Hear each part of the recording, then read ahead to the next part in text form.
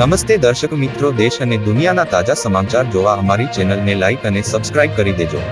આજના એક મોટા સમાચાર સામે આવી રહ્યા છે. 60,000 કરોડનું ટર્નઓવર ધરાવતી દેશની સૌથી મોટી સહકારી સંસ્થા ઇફકોના ડિરેક્ટર પદ માટે આજે ચૂંટણી યોજાઈ હતી અને મતગણતરી પણ પૂર્ણ કરવામાં આવી હતી. જેમાં જયેશ રાદડિયાને 180 પૈકી 113 મતો મળ્યા હતા અને ડિરેક્ટર પદે તેમની ભવ્ય જીત થઈ છે.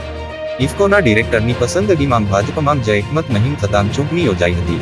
ચૂંટણી પહેલાં જ અન્ય તમામ ઉમેદવારોએ ઉમેદવારી પાછી ખેંચી લેતા ભાજપના જ બે દિગ્ગજ નેતાઓ વચ્ચે ડિરેક્ટર પદ માટે ચૂંટણી જંગ થયો હતો. આ જોતા ભાજપ સામે ભાજપ મેદાને પડ્યું હતું. મહત્વનું છે કે ભાજપે બિપિન પટેલને મેન્ડેટ આપ્યો હતો, પરંતુ ભાજપના જ ધારાસભ્ય જયેશ રાદડિયાએ પાર્ટીના મેન્ડેટની ઉપરવટ જઈ પોતાની દાવેદારી કરતાં ચૂંટણી જંગ ખેલાયો હતો.